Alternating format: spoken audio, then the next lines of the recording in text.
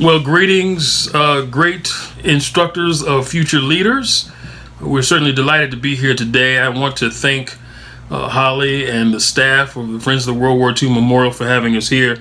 They've always been very gracious to me. And of course, they are doing a noble work, educating people about World War II. We do not have much time, so let's get directly into the content. Let me say beforehand that some of what I'm going to say is not intended to offend anyone, but I think that we must tell the truth about our history, and it will help us moving forward. So, in keeping with the theme, World War II, 75th anniversary, the lasting significance and impact of World War II on America and the world, we want to look at, for the next few moments, African Americans in World War II and their lasting significance and impact on modern America. There's a lot of content here, but we're going to try to get through this as quickly as possible. In order to be able to look at the significance of the impact of African Americans in World War II and how it affects us today, we must go back to the very beginning. There will be a few underlining themes here. Blacks have traditionally been patriotic towards the United States, particularly defending it. Blacks have always, when called upon, defended the nation. Simultaneously, many times they had to endure prejudice. They were fighting two battles by World War II. It's called the Double V campaign, fighting fascism overseas and fighting racism here at home. And of course, there has always been a struggle to strive for national unity, and we even find ourselves in that struggle today. So let's look at African Americans in the military prior to World War II. Amongst the first to die in the defense of this country was a black man by the name of Crispus Attucks. When General Washington took command of the forces, from the very beginning, he said there were certain individuals he did not want. He did not want the very old, he did not want the very young, and he did not want blacks fighting. Now, once this Revolutionary War is off and popping, which, in other words, once it's being fought, Lord Dunmore makes a proclamation, and he says, any man of color, particularly those who are enslaved, if you fight for the crown, we will guarantee you your freedom. At that point, United States, well, the soon-to-be United States, with its back up against the wall, said, you know what? We will take black troops. And so black troops started fighting. And the same thing was, we will allow you to have your freedom. Now, after the war, a lot of those individuals who were promised freedom did not get that freedom. And this would be the last time that blacks and whites would fight together, shoulder to shoulder, until the Korean War in 1950, in the 1950. So now, we end up at the War of 1812. And there is still a hesitancy of allowing blacks to fight in the Army. There wasn't such a big deal in the Navy. And I think the reason why you're concerned about that is because if you arm these black folk, particularly those who may have been enslaved, there may be a question of who they're going to fight for. If somebody's offering them freedom, they're going to probably fight for that side. The reason why defending the country is important is because defending the country and full citizenship go hand in hand. If a person is willing to lay his life down for the nation, you cannot deny them full citizenship. So blacks participated in the War of 1812, and they were very influential at the Battle of New Orleans, which was commanded by Andrew Jackson, and that was one of the final battles culminating the War of 1812. Blacks defended in other wars, but we don't have time to go through all of them. But the next major war would be the Civil War. Now, when it first started, once again, there's a reluctancy for blacks to fight.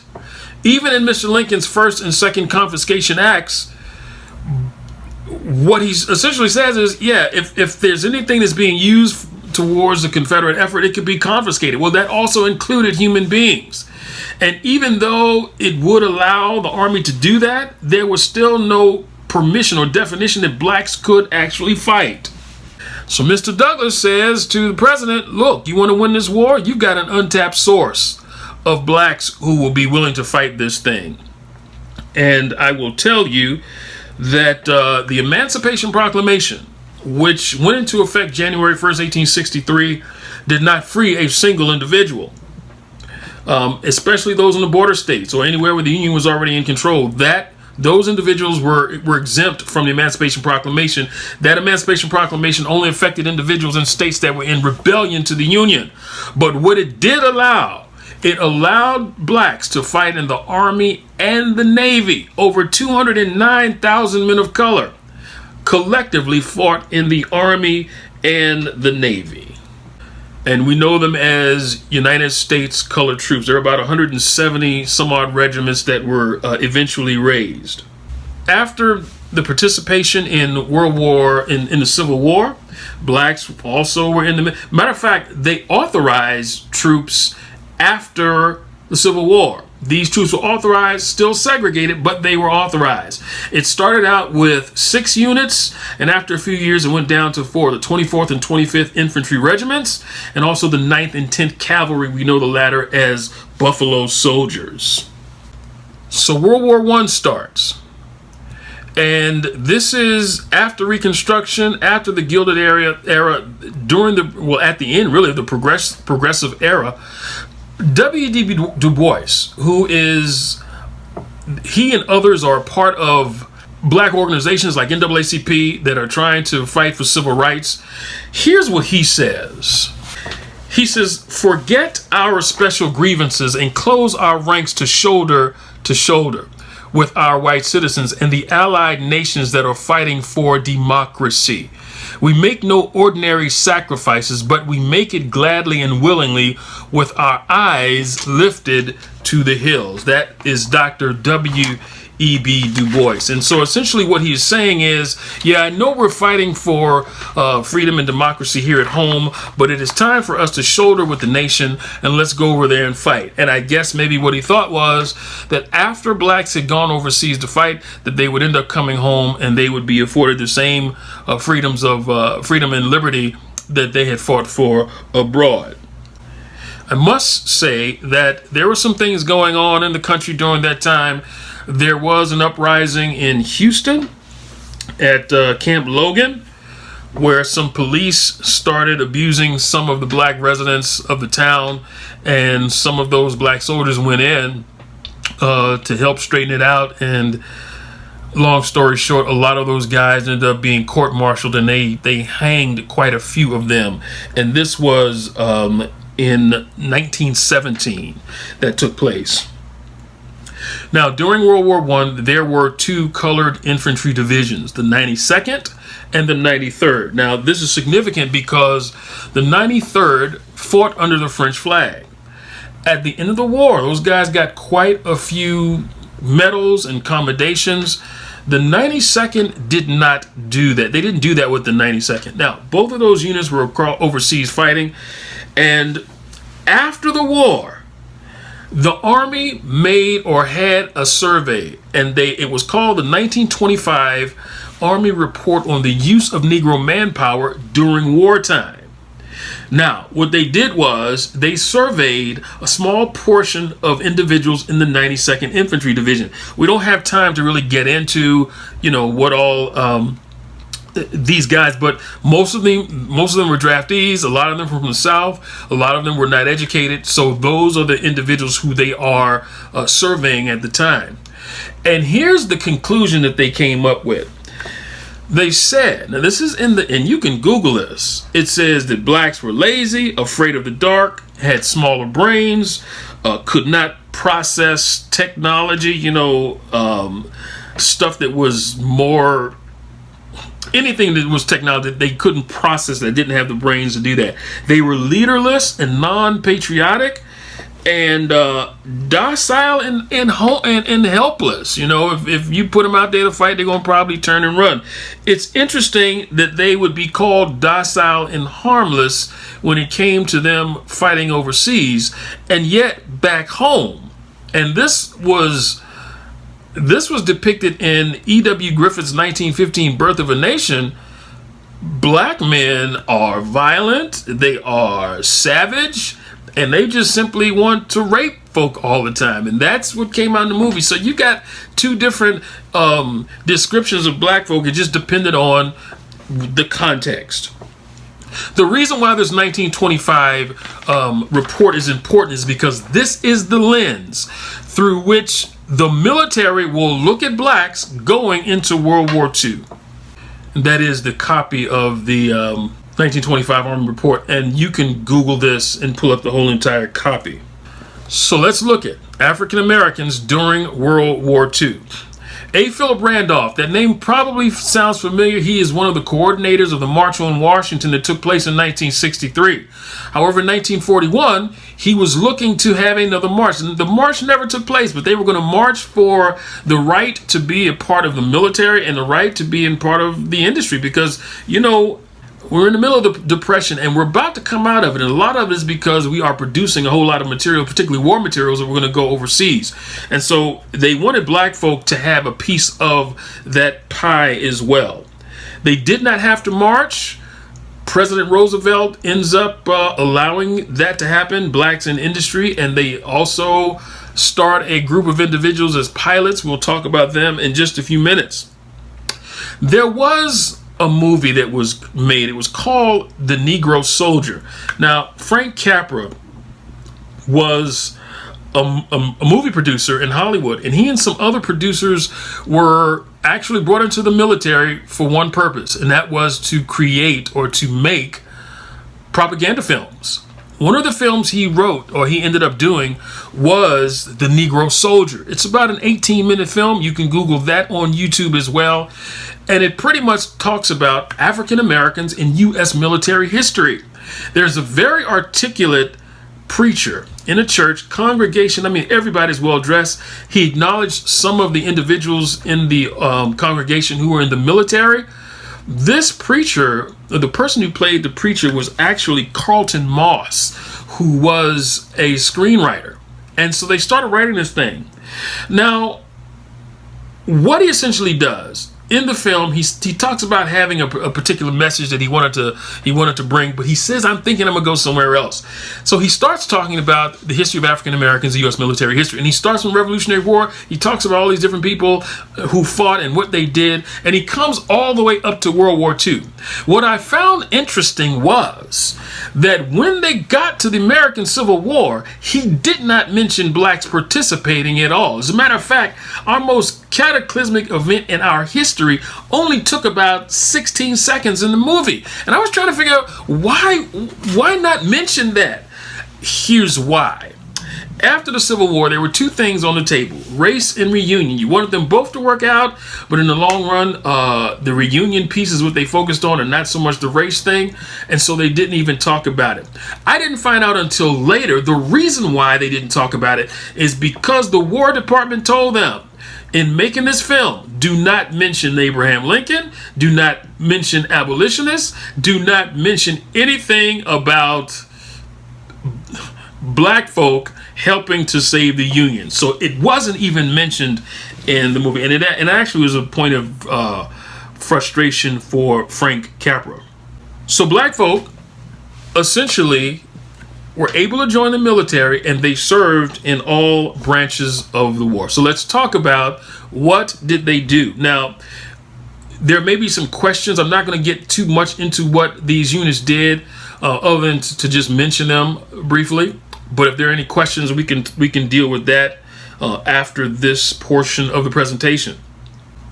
Now, everyone is pretty much familiar with the Tuskegee Airmen. 992 individuals received their wings as aviators. There were about 14,000 others who were non-aviators.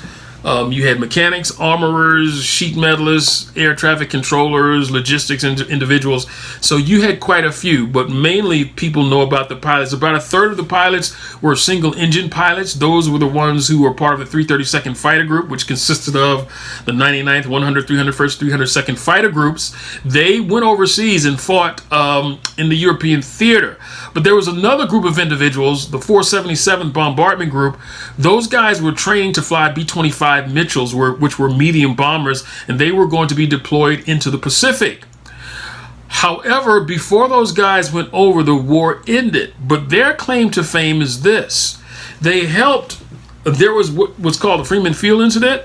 There were black officers who wanted to go into the officers club, and Colonel Selway was trying to tell them, hey, you guys are trainees, so you can't go in, but we'll make a separate facility. Well, the guys knew what was up with that and ended up going in anyway, and 101 of those guys got arrested. They tried to court-martial them all. Eventually, the black press got a hold of it, and I think when it was all said and done, I think one person might have gotten fined for striking an officer, but that was it. But that's another part of the Tuskegee experience that we don't talk much about. There were also the Montford Point Marines. These were African-American Marines who fought, and a lot of those guys ended up going into the Pacific. Dory Miller. Listen, Dory Miller was a messman, and he was stationed on the USS West Virginia during Pearl Harbor. While that attack was going on, he ended up manning a machine gun and brought down 2, if not possible 4 Japanese aircraft he shot down. What's interesting is he was not trained to fight or to fire guns. He was just washing dishes. That was it. But after that, they required that everyone take gunnery training. Now, Dory Miller's story is an interesting story because he probably should have been brought home and put on a war bonds drive, but he was not.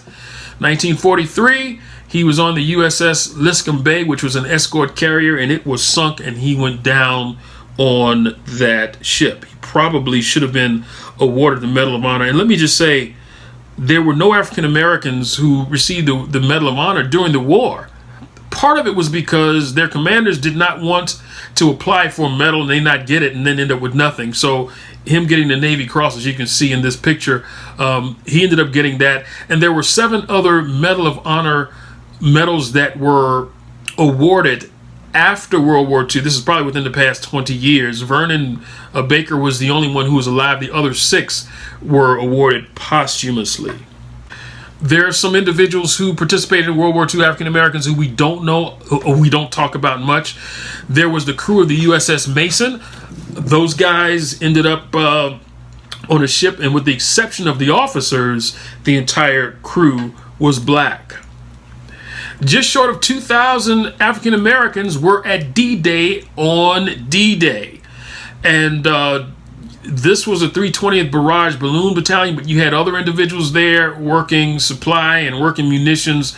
A high school classmate of mine, her dad, my goodness, Bill Simon, William Bill Simon, was there about 10 o'clock at Utah Beach. Supposed to go into Omaha, but they went into Utah.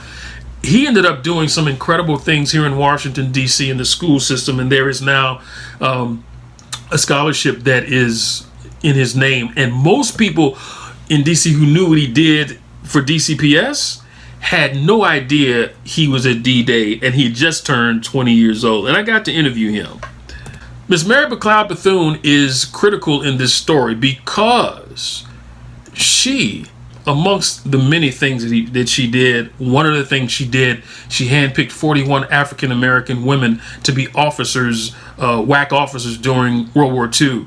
The legislation, once the Women's Auxiliary Army Corps became the Women's Army Corps in 1943, which meant at that point it was not volunteer, it was the real thing. Part of the legislation said 400 women to be officers, 10% of them had to be women. 10.3, I think. So that's why you got 41. But Miss Bethune was very influential. And of course, you had the ladies of the 688 Central Postal Battalion.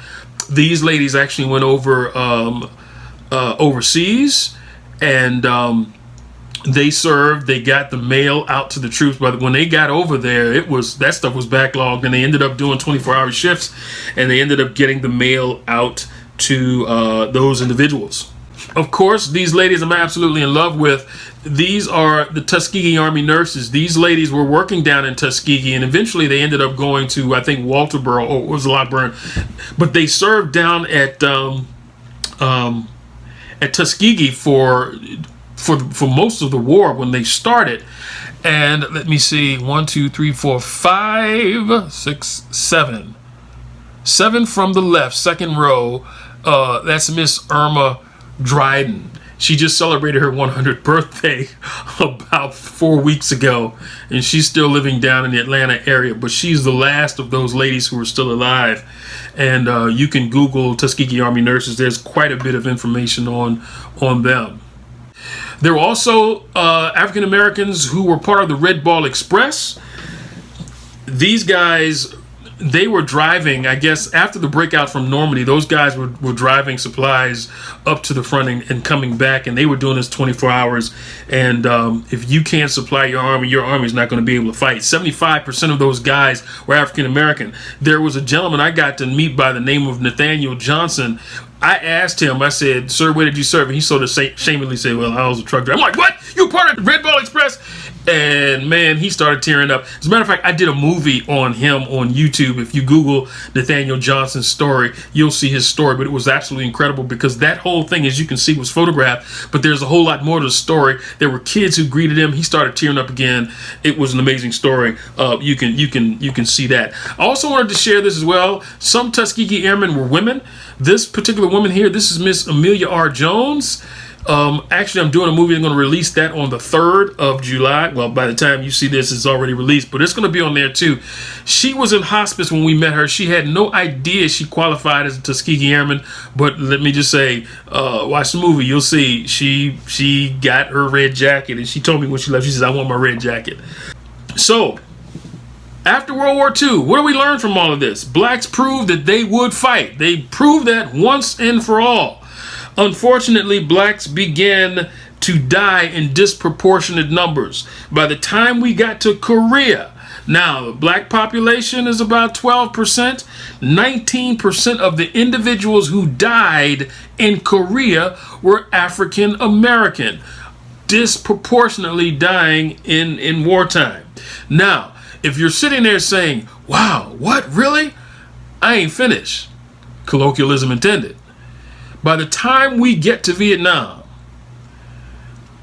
population 12% of blacks, 24% of the individuals who died in Vietnam, almost 1/4 of that Vietnam Veterans Wall contains the names of African Americans.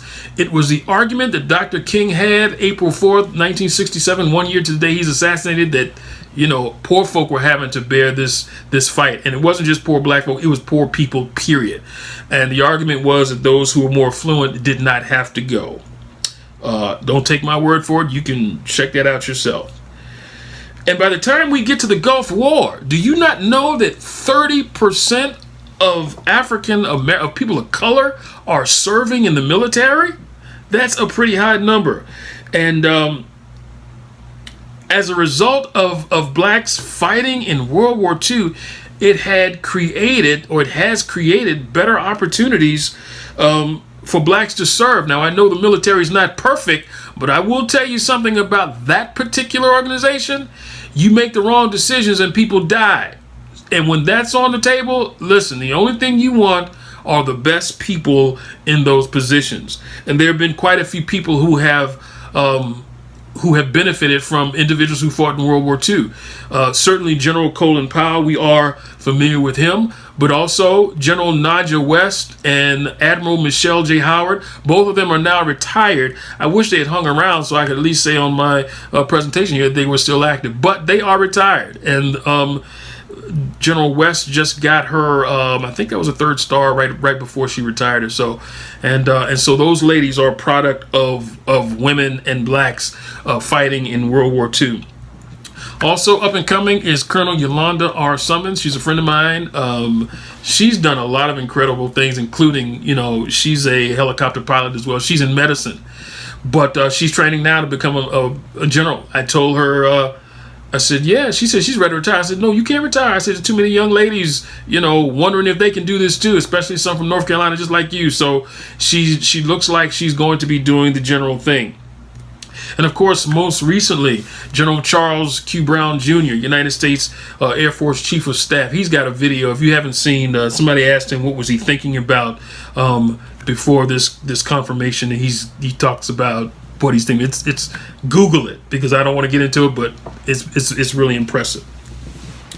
So although not perfect, the U.S. military has been and still is one of the best examples of opportunity, and it's because you really want the best to be in those positions. You can't just put your cousin or your uncle, or can't do that. You gotta have people who can get the job done.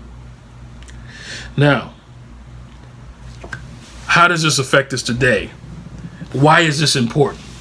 Many of us who have matriculated through the halls of academia and history, there is an elusive question that we must always answer, and it is called the so what? Why is this important?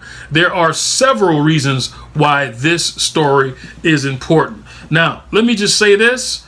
I have been in the classroom, and I have had school groups, and I love all of those kids, and I pour all of me into all of those kids because that's the next team on the field. But I have to admit that I am particularly concerned about the education of black children in this country.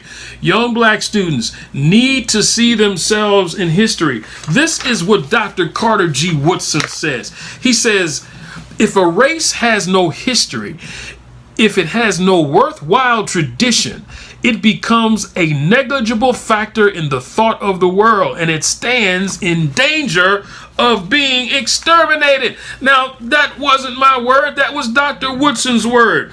Kids need to see themselves. All kids need to see themselves in history, especially those that are minorities, because I'm going to tell you something. If young kids think that their history is just simply slavery, we have got a problem.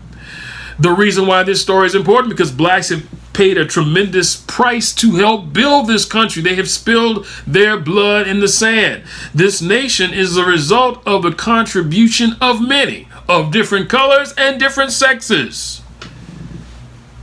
World War II shows us what this country can be like if we come together. And I'm not trying to put any pressure on all of my wonderful educators, but let me just tell you the truth. What this nation looks like in the next 40 years will depend on what you do in the next 40 days. I coached football for 15 seasons. 3 years I coached at Howard University. My head coach, Steve Wilson, called us coaches together one day. He says, gentlemen, what does it take to have a great team? We all had our opinions. Here's what he told us. He says it is the acquisition of talent. You're always looking for better players. Now, this current roster of players we've got on the field, if you think it's a great roster, that is absolutely wonderful. Let's work and make that team better. If you think this current roster needs some help, let's work to make it better. But here is the common denominator. I don't care what side of the argument you're on, and it is this. If a team is going to be better, you've got to get better players. And guess where those better players are? They are in your classroom. This fall, and it's going to be difficult for you because some of you may not be in a class, you may be doing this online, but you have got to find a way to reach these kids. It is absolutely critical that you reach these students. I'm telling you right now, the cure for cancer could be sitting in your classroom come September. An affordable fuel source could be sitting in your classroom this September. A balanced budget could be sitting in your classroom. You don't know what gift is on the inside of those students, and we've got to train them all up to step on the field and make a difference. This story is so important because we can see what happens when we all come together. All right, I know that was about 30 minutes. Thank you so much for being a part of this. Thank you, Friends of the World War II Memorial. I hope this has inspired you to understand that your job is absolutely critical. It is absolutely critical. And I just want to say thank you for this time.